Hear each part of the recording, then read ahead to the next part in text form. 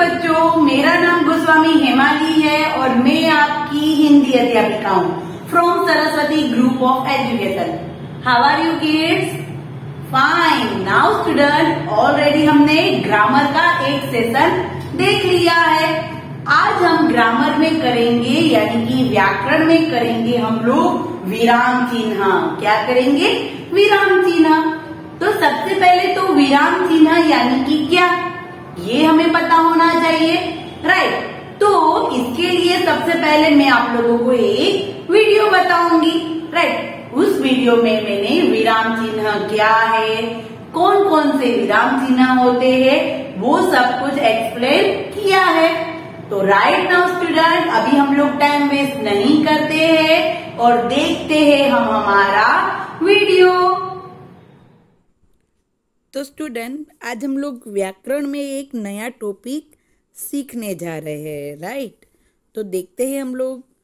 Right now, एक आदमी था जो बस के पीछे दौड़ रहा था, रोको रोको ऐसे कर रहा था और पीछे दौड़ता चला जा रहा था और बस को बोल रहा था रुक जाओ, रोक दो, पर बस थी जो रुकी ही नहीं।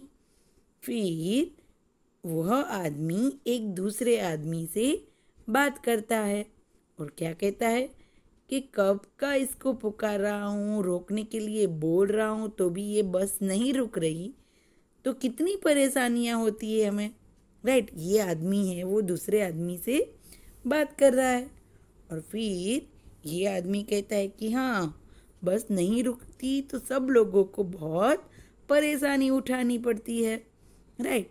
तो इन दोनों की बातें दो बच्चे सुन रहे थे, एक लड़का और एक लड़की, राइट। और फिर क्या हुआ कि इन दोनों जो बातें कर रहे थे कि लोगों को बहुत परेशानी होती है जब बस नहीं रुकती, तब फिर इस लड़के ने अपनी बहन से कहा, क्या कहा कि देखा तुमने क्या हुआ कि बस को बहुत रोका पर वो नहीं रुकी, इसलिए सबको परेशानी उठानी पड़ी।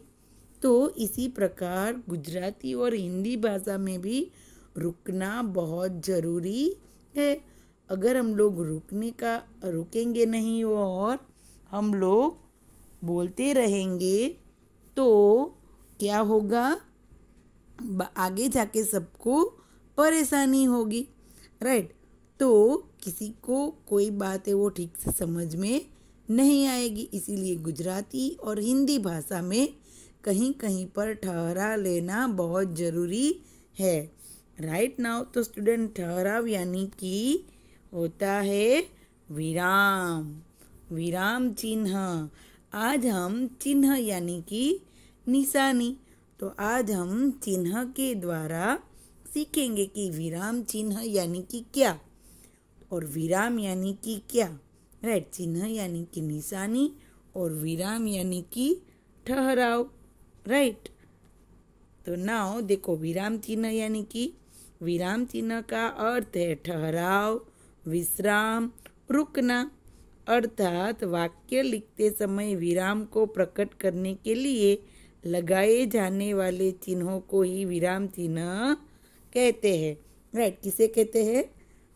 वाक्य लिखते समय विराम को प्रकट करने के लिए, विराम को यानी कि कोई थोड़ा सा ठहराव है उसको प्रकट करने के लिए जो हम लोग चिन्ह लगाते हैं उसे विराम चिन्ह कहते हैं।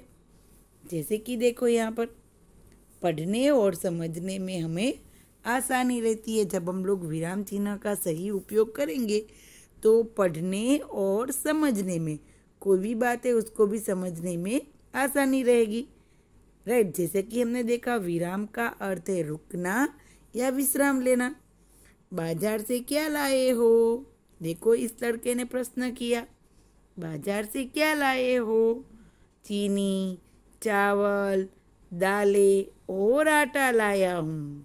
देखो, यहाँ पर भी इस वाक्य को भी आप लोग देख सकते हैं, यहाँ सभी जगह ऐसे कुछ चिन्ह है, राइट, है ना।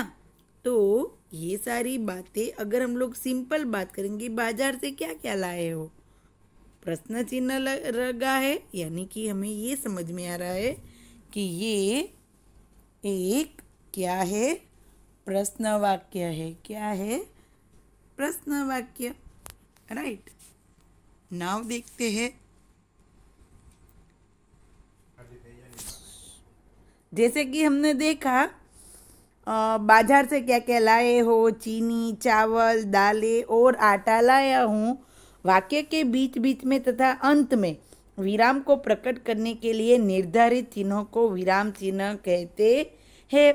जैसे कि मैंने कहा यहाँ प्रश्न चिन्ह है, यहाँ पर अल्प विराम है, तो वाक्य में निर्धारित चिन्हों को विराम चिन्ह कहते हैं। राइट। तो विराम चिन्ह बहुत प्रकार के हैं। तो सबसे पहला हम देखते हैं पूर्ण विराम। क्या देखते हैं? पूर्ण विराम। तो पूर्ण विराम यानी कि उसका चिन्ह है ऐसे, एक स्टैंडिंग लाइन, यानी कि एक खड़ी पाई, जैसे कि हमने देखा। राइट। कोई भी वाक्य जब खत्म होता है तब हम लोग इंग्लिश में और गुजराती में ऐसे फुल स्टॉप लगाते हैं। राइट। क्या करते हैं? ऐसे फुल स्टॉप लगाते हैं कि वाक्य पूरा हुआ, वहाँ पर फुल स्टॉप। तो हिंदी में इस प्रकार फुल स्टॉप लगाया जाता है। डन। तो चलो इसकी कुछ देखते हैं कि कहाँ पर कैसे लगाया जाता है। तो पूर्ण विराम, वाक्य पूरा होने पर पूर्ण विराम का चिन्ह लगाया जाता है। कहाँ पर लगाया जाता है? वाक्य पूरा होने पर पूर्ण विराम। कोई भी सिंपल सादा वाक्य है जो पूर्ण हो जाता है, यानी कि पूरा हो जाता है, तब इस चिन्ह का उपयोग होता है। जैसे कि यहाँ पर भी देखो, एक वाक्य पूरा हुआ, एक बात पूरी हुई, तो यहाँ पर चिन्ह लगाया। जैसे कि मुझे भूख लगी है, ये सिंपल एक सादा वाक्य है, तो वाक्य के पीछे क्या लगाया? पूर्ण विराम, यानी कि खड़ी पाई, पूर्ण विराम। राइट। पूर्ण विराम यानी कि जहाँ वाक्य पूर्ण होता है वहाँ पूर्ण विराम चिन्ह का प्रयोग किया जाता है। और एग्जाम्पल देखते कि जैसे मोहन पुस्तक पढ़ रहा है, सिंपल वाक्य, और फुल स्टॉप लगा दिया, पूर्ण विराम लगा दिया। वह फूल तोड़ता है, तो वहाँ पर भी लगा दिया हमने पूर्ण विराम। नाउ दूसरा है अल्प विराम। क्या है? अल्प विराम। तो अल्प विराम का उपयोग बहुत से अलग अलग प्रकार, अलग अलग रीत से होता है। कैसे कैसे वो देखते हैं। तो सबसे पहले तो अल्प विराम का चिन्ह कैसा है? इस प्रकार। राइट। अल्प विराम का चिन्ह है ऐसे। राइट। हम लोग ऐसे शब्द के साइड में ऐसे थोड़ा सा राउंड करके ऐसे कर देते हैं। डन। तो ऐसा जो चिन्ह आपको दिखाई दे उसका मतलब कि ये है अल्प विराम। अल्प विराम की वाक्य देखते हैं। बोलते या पढ़ते समय जहाँ हम थोड़ी देर के लिए रुकते हैं वहाँ अल्प विराम लगाते हैं। क्या लगाते हैं? अल्प विराम। जब हम लोग बोलते हैं या पढ़ते हुए थोड़ी देर के लिए, जहाँ पर हम लोग थोड़ी देर के लिए रुकते हैं उसे अल्प विराम कहते हैं। शब्दों को अलग करने के लिए, कई बार कोई वाक्य हम लोग थोड़ी देर के लिए रुकते हैं, वहाँ पर भी अल्प विराम। और शब्दों को अलग करने के लिए, जैसे कि माँ ने पनीर, कोफ्ता, आलू, दाल और भिंडी बनाई। तो देखो यहाँ बहुत सारे शब्द है, पनीर, कोफ्ता, आलू, दाल, बहुत सारे शब्दों को जब अलग अलग हमें दिखाना है तो हम इस प्रकार बीच में कोमा करेंगे। राइट। इस कोमा को कहते हैं अल्प विराम। और इन सब शब्दों को अलग दिखाने के लिए हम लोग बीच में अल्प विराम का चिन्ह लगाएंगे, यानी कि यहाँ पर थोड़ा सा ठहराव है। माँ ने पनीर, कोफ्ता, आलू, दाल और भिंडी बनाई है, वाक्य पूरा हो गया, इसलिए यहाँ पर फुल स्टॉप भी लगा है। फिर दूसरा वाक्य देखते हैं। मेरे दादा दादी, माता पिता भाई बहन, चाचा चाची सभी ने पूजा की। तो कई बार शब्दों के जोड़ों को अलग करने के लिए शब्द के जोड़, दादा दादी, माता पिता, भाई बहन, चाचा चाची, ये सब क्या है? शब्दों की जोड़े हैं। तो उन जोड़ों को अलग अलग करने के लिए भी अल्पविराम का उपयोग हम लोग करते हैं। तो सबसे पहले तो हमने क्या देखा कि थोड़ी देर के लिए जब ठहराव आता है तब अल्पविराम होता है, शब्द को अलग करने के लिए अल्पविराम का उपयोग होता है, और शब्द के जोड़ों को उपयोग करने के लिए अल्पविराम का उपयोग होता है। और दूसरी बात ये है, कई बार हाँ या ना के बाद भी किया जाता है अल्पविराम। हम लोग कई बार हाँ मैंने ये किया, ना मैं नहीं किया। तो इस प्रकार हम लोग हाँ या ना के बाद भी कई बार अल्पविराम का उपयोग करते हैं। जैसे कि हाँ मैंने सारा काम कर लिया, पहले हमने क्या बोला? हाँ, और फिर हम लोग थोड़ी देर के लिए रुक गए। नहीं, मैं बाजार नहीं जाऊंगी। तो जहाँ पर हाँ या ना का शब्द, हाँ या ना का उच्चारण होता है, तो वहाँ पर भी हम लोग इस अल्पविराम का उपयोग करते हैं। राइट। उसके बाद देखते हैं अल्पविराम का उपयोग। और जैसे कि मैंने कहा, अल्पविराम का उपयोग अलग अलग रीत से होता है। एक बात तो क्लियर है कि सबसे पहले में क्या है कि थोड़ी देर जहाँ पर ठहराव आता है वहाँ अल्पविराम होता है। हमने 2-3 बातें देखी, कौन कौन सी? कि जब हाँ या ना में हमें शब्द, हाँ या ना के बाद कोई वाक्य होता है तो वहाँ पर अल्पविराम आता है। शब्द को अलग करने के बाद के लिए अल्पविराम उपयोग होता है। शब्द के जोड़ों के लिए उपयोग होता है। अभी है कोई कथन या प्रश्न को स्पष्ट करने के लिए, कोई भी या कथन है या तो कोई भी प्रश्न है, उनको स्पष्ट करने के लिए अल्पविराम का उपयोग किया जाता है।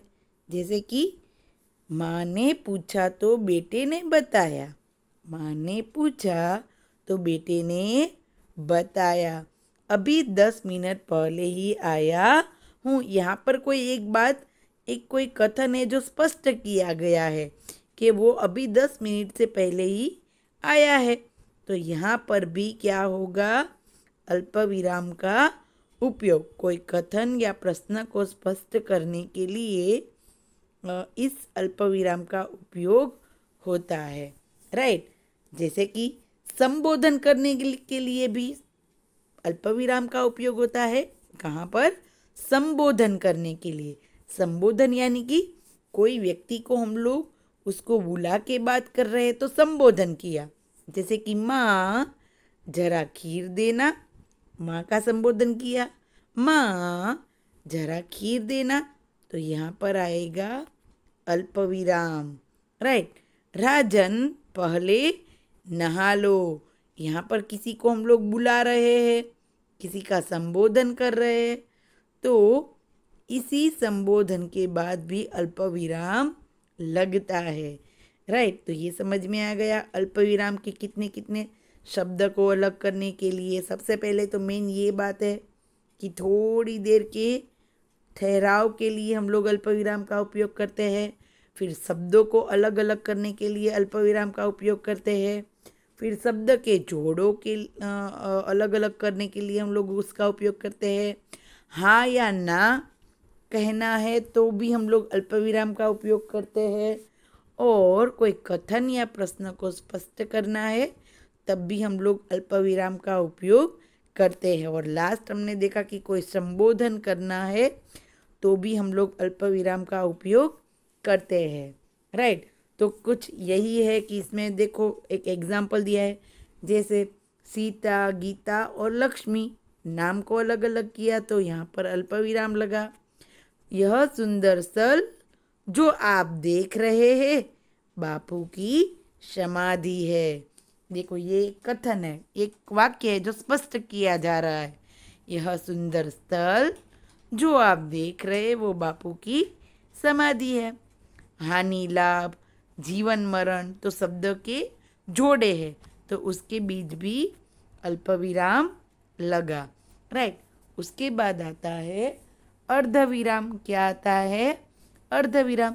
तो अर्धविराम का चिन्ह कुछ इस प्रकार है, डॉट करके नीचे अल्पविराम जैसा, राइट, डॉट करके उसके नीचे अल्पविराम जैसा। तो ये है अर्धविराम। ये कहाँ पर यूज होता है? तो वाक्य पढ़ते समय जिस स्थान पर अल्पविराम से कुछ अधिक और पूर्ण विराम से कुछ कम ठहरना हो वहाँ अर्धविराम का चिन्ह लगाया जाता है। कहाँ पर? अगर कहाँ पर लगता है कि जिस स्थान पर अल्पविराम से कुछ अधिक समय, अल्पविराम था उससे कुछ अधिक समय, ज़्यादा समय, और पूर्ण विराम से कुछ कम समय, वहाँ पर इस अर्धविराम का उपयोग किया जाता है। जब हम एक बड़े वाक्य में कई छोटे वाक्यों को जोड़ते हैं तब अर्धविराम का प्रयोग होता है। क्या होता है कि कई छोटे वाक्य, एक बहुत बड़ा वाक्य है उसके अंदर एक दो छोटे छोटे वाक्य होते हैं, तो वहाँ पर हम लोग अर्धविराम उपयोग करते हैं। जैसे कि चिड़िया दाना चुनकर लाती, पहले बच्चों को खिलाती फिर स्वयं खाती। देखो ये कितना बड़ा वाक्य है, राइट। तो चिड़िया दाना चुनकर लाती, पहले बच्चों को खिलाती फिर स्वयं खाती, राइट। उसके बाद देखते हैं नेक्स्ट, प्रश्नवाचक चिन्ह। क्या है? प्रश्नवाचक चिन्ह। तो ये तो सबको क्लियर होता है कि प्रश्नवाचक चिन्ह यानी कि क्या होगा? हम लोग जो प्रश्न करते हैं वो, राइट, क्वेश्चन मार्क। तो उसका चिन्ह तो सबको पता है, प्रश्न मार्क का चिन्ह होता है ऐसे, राइट। यहाँ पर हमें ऑलरेडी दिखाई दिया रहे। जिस वाक्य में कोई प्रश्न पूछा गया हो उसके अंत में प्रश्नवाचक चिन्ह लगाया जाता है, यानी कि उस समय उस जगह पर फुल स्टॉप नहीं लगेगा, खड़ी पाई नहीं लगेगी, पूर्ण विराम नहीं लगेगा। वहाँ पर क्या लगेगा? प्रश्न पूछा गया है इसलिए वहाँ पर पूर्ण विराम प्रश्न चिन्ह लगेगा, राइट। ओके, तो प्रश्न चिन्ह हमने देखा कि क्वेश्चन मार्क। राइट नाउ देखते हैं विस्मयादि बोधक चिन्ह। विस्मयादि बोधक चिन्ह यानी कि क्या? तो उसकी निशानी है इस प्रकार, स्टैंडिंग लाइन और नीचे एक डॉट, राइट, स्टैंडिंग लाइन और एक डॉट, ये इसका चिन्ह है। और विस्मयादि बोधक यानी कि क्या? तो उसको देखते हैं हम लोग कि बात करते समय हम कभी कभी हर्ष, शोक, आश्चर्य, घृणा, प्रशंसा आदि भाव प्रकट करते हैं। ऐसे भावों को प्रकट करने के लिए विस्मयादि बोधक चिन्ह का प्रयोग किया जाता है। यानी कि कई बार होता है ना कि हर्ष यानी कि हम लोग बहुत खुश होते हैं, कई बार हम लोग शोक में होते, कई बार हम लोगों को आश्चर्य होता है, अचरज फील होता है, राइट। तो ऐसे सारे शब्द में हम लोग कैसे करते हैं? हम लोग हमारी जो बोलने की जो भाषा होती है उसमें थोड़ा सा डिफरेंट लुक आता है। तो इसीलिए इसी प्रकार भाषा को हम लोग बोलते हैं तब हम लोगों को ये चिन्ह दिखाई नहीं देते, पर हमारा भावार्थ कुछ इस प्रकार ही होता है, राइट। तो ऐसे वाक्य में जब ऐसे भाव दिखाई देने चाहिए तब इस प्रकार का चिन्ह लगाया जाता है। जैसे कि छी कितनी गंदी है। क्या कहा? छी कितनी गंदी है। तो यहाँ पर एक आश्चर्यजनक घृणा वाली बात हुई, राइट। तो ये यहाँ पर ये चिन्ह लगेगा, राइट। फिर है वाह कितना स्वादिष्ट पराठा है। वाह, क्या किया? एकदम हर्ष के साथ प्रशंसा करते हुए, वाह कितना स्वादिष्ट पराठा है। वाह, तो वहां पर हम लोग थोड़ी देर के लिए रुके, वाह कितना स्वादिष्ट पराठा है। तो जहां पर हमने थोड़ा सा विराम लिया उस पर ही हम लोग विराम चिन्ह लगाते हैं। तो यहाँ पर हमने विस्मयादि बोधक चिन्ह लगाया। नाउ देखो नेक्स्ट, हाय मेरी साड़ी फट गई। हाय मेरी साड़ी फट गई। तो देखो हाय, उसके बाद हम लोग थोड़ा सा रुके, इसलिए क्या होगा? इसलिए वहां पर हम लोग इस विस्मयादि बोधक चिन्ह का उपयोग करते हैं। राइट, तो ये समझ में आए आप लोगों को, जहाँ पर हम लोगों को आश्चर्य फील होती है, बहुत प्रशंसा फील होती है, हम लोग हर्ष शोक कोई बार ऐसी फीलिंग आती है तो हम लोग इस प्रकार का चिन्ह का उपयोग करते हैं। राइट, नाव है उद्धरण चिन्ह। उद्धरण चिन्ह यानी कि क्या? इन्वर्टेड कोमा कहते हैं हम लोग, ऊपर लगाते हैं जब, तो वो कहाँ कहाँ पर यूज होता है, इसके ये निशानियां है उद्धरण चिन्ह की। तो उद्धरण चिन्ह यानी कि जब किसी अन्य की उक्ति को बिना किसी परिवर्तन के ज्यों का त्यों रखा जाता है तब वह इस चिन्ह का प्रयोग किया जाता है। इसके पूर्व अल्पविराम चिन्ह लगाते हैं। देखो, कोई किसी का भी वाक्य है, हमने डिट्टो कॉपी वो लाइन को हमने कॉपी कर लिया। क्या कर लिया? कॉपी कर लिया।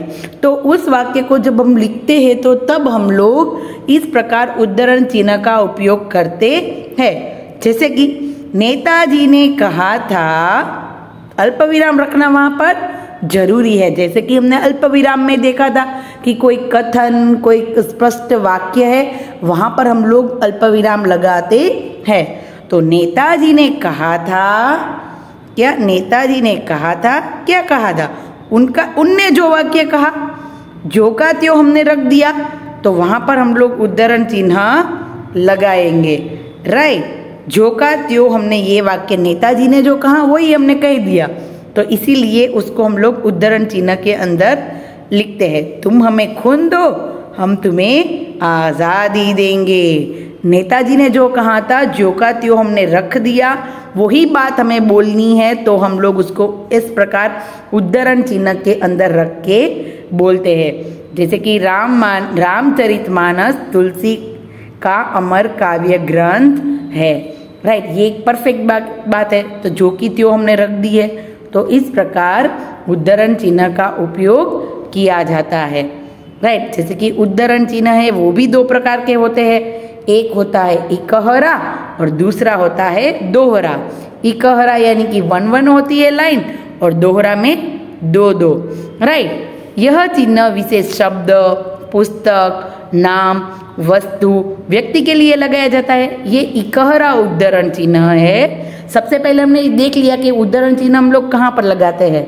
अभी हम लोग क्या देख रहे हैं कि ये इकहरा उद्धरण चिन्ह है, वो कहाँ लगता है, तो कोई शब्द, कोई पुस्तक, कोई नाम, व्यक्ति, वस्तु, उन पर लगाया जाता है। जैसे इस पुस्तक का नाम नवीन हिंदी व्यवहारिक व्याकरण तथा रचना है। कोई पुस्तक का नाम है नवीन हिंदी व्याकरणिक व्यवहारिक व्याकरण, तो ये देखो 1 इकहरा उद्धरण चिन्ह के अंदर लिखा गया है। यानी कि जब कोई पुस्तक की बात है, कोई नाम है, कोई वस्तु का नाम है, तो वो इकहरा उद्धरण चिन्ह के अंदर लिखा जाता है। अभी देखते हैं कि दोहरा उद्धरण चिन्ह। तो इस चिन्ह का प्रयोग किसी के द्वारा कही गई बातों को ज्यों का त्यों दिखाने के लिए किया गया है। कैसे कहा गया है कि ये जो दोहरा उद्धरण चिन्ह है वो किसी की बात, जैसे कि हमने आगे देखा, राइट, जैसे कि हमने आगे देखा ना कि दोहरा ज्यों की त्यों बात रखने के लिए, पूरी बात है वो रखने के लिए हम लोग इस प्रकार का उद्धरण चिन्ह लगाते हैं। पर कोई पुस्तक, कोई वस्तु का नाम है तो हम लोग इकहरा उद्धरण चिन्ह लगाते हैं। राइट, तो चलो समझ में आ गया। चाहे तो आप लोग इसको थोड़ी देर पॉज करके उसकी व्याख्या भी थोड़ी देर के लिए समझ सकते हैं ना। उसके बाद एक कोष्टक। कोष्टक यानी कि क्या, तो वाक्य या शब्दों को स्पष्ट करने के लिए कभी कभी कोष्टक के भीतर उसका अर्थ लिख दिया जाता है। कोई वाक्य है, कोई शब्द है, हम लोगों को कुछ एक्स्ट्रा और बात समझानी है तो हम लोग कोष्टक में लिख देते हैं। राइट, जैसे कि हम लोग लिखते हैं कि standard second, standard third, standard fourth, अगर वो ए बी है तो हम लोग उसको कोष्टक में लिख देते हैं ए बी। राइट, वाक्य के 3 भेद प्रकार होते हैं। राइट, देखो जैसे कि यहाँ पर हम लोगों को कोष्टक में बारे में देखते हैं। सबसे पहले 3 भेद नहीं, अभी हम लोग क्या देखेंगे, कोष्टक के बारे में कि इसका प्रयोग पद, शब्द का अर्थ प्रकट करने हेतु क्रम, बोध और नाटक या एकाकी में अभिनय के भावों को व्यक्त करने के लिए किया जाता है। कई बार ऐसा होता है कि कोई नाटक होता है तो उसमें कौन कौन से पात्र है वो सब हम लोग कोष्टक के अंदर लिखते हैं। जैसे कि निरंतर, तो उसका मतलब लगातार, तो देखो हमने कोष्टक में दर्शाया। फिर है व्यायाम करते रहने से देह स्वस्थ रहता है, तो देह का मतलब हमें बताना है, तो हमने कोष्टक में बता दिया शरीर, राइट। तो इस प्रकार कोष्टक को हम लोग दर्शाते हैं। फिर है योजक चिन्ह, तो योजक चिन्ह की निशानी ये है स्लीपिंग लाइन। योजक चिन्ह कब यूज किया जाता है? तो योजक चिन्ह का प्रयोग शब्दों के जोड़ों के बीच शब्दों को दोहराने की स्थिति में तथा सा, से, सी के साथ किया जाता है। जैसे कि अमीर गरीब, सुख दुख, गुलाबी सी, लिखते लिखते आदि। अच्छी सी, प्यारी सी, प्यारा सा, ऐसे शब्द जब सा, सी, से ऐसे शब्द किसी शब्द के साथ जुड़ते हैं तब भी बीच में योजक चिन्ह लगता है, और कोई शब्द का जोड़ा होता है उसके बीच भी योजक चिन्ह लगता है, राइट। तो याद रखना ये स्लीपिंग लाइन नहीं है, पर इसको योजक चिन्ह कहते हैं। फिर है लाघव चिन्ह।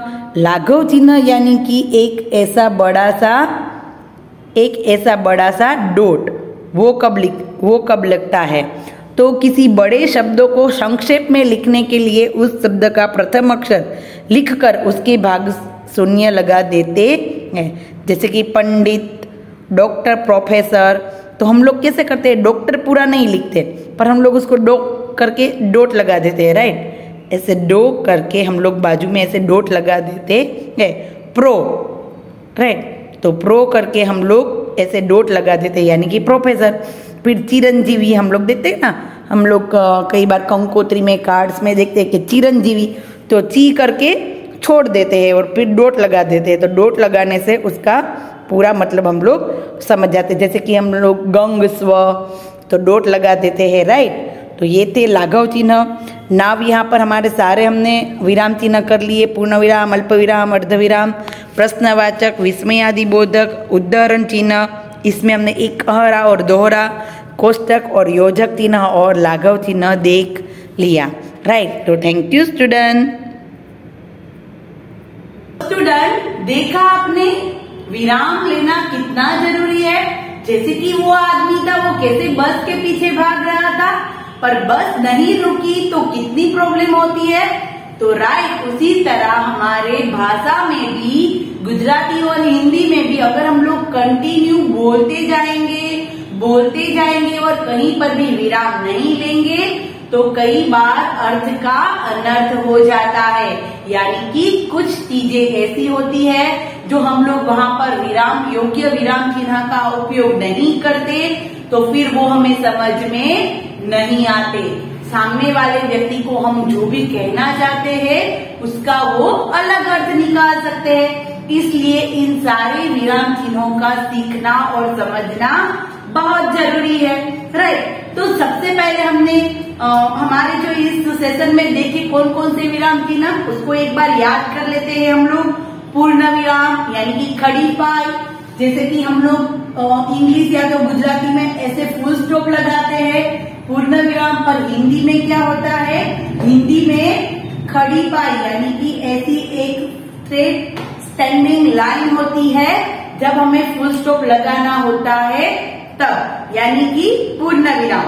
फिर है अल्प विराम। तो अल्प विराम के बारे में हमने बहुत सारी क्लिप और स्लाइड देखी कि किस किस प्रकार कौन कौन की जगह पर अल्प विराम लगाया जाता है, राइट। जहां बार बार शब्दों की पुनरावृत्ति होती है, कई बार बहुत सारे शब्द होते हैं, राइट। जैसे कि बाजार से हम लोग चावल, गेहूं, फिर आटा, सब्जी, तो ऐसे बहुत सारे शब्द हैं। तो उसको अलग करने के लिए देखो, थोड़ा सा मैं कैसे बोलते समय रुक रही हूँ। चावल, 1 सेकंड का रुकाओ, फिर गेहूं, सब्जी, थोड़ी सेकंडों का भी हम लोग जहां पर ठहरते हैं, रुकाव करते हैं, राइट। तो उसी सारी जो हमारी रुकाव या ठहराव है उन सबको हम लोग इस प्रकार चिन्ह के रूप में दर्शाते हैं, राइट।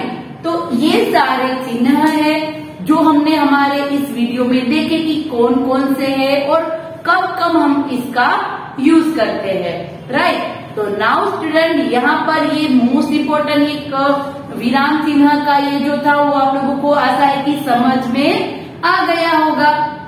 राइट, वर्कशीट है उसमें भी आप लोगों को इंस्ट्रक्शन दी है कि आप लोगों को कैसे विराम चिन्ह लगाने हैं। राइट, तो स्टूडेंट नाउ नेक्स्ट सेशन में हम लोग हमारा आगे का कुछ नया और सीखेंगे। तो तब तक के लिए bye bye everyone, have a nice day.